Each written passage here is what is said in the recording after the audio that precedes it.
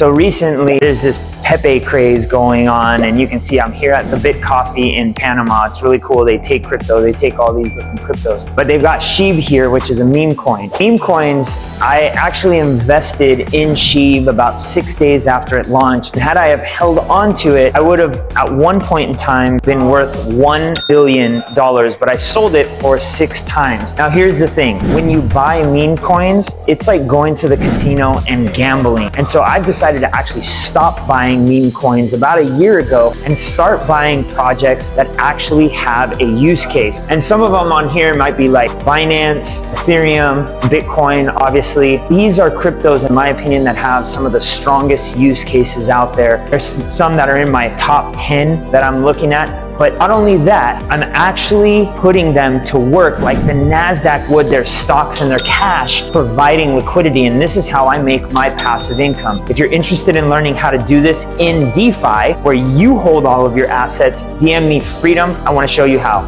Change your mind. I'll see you on the next one.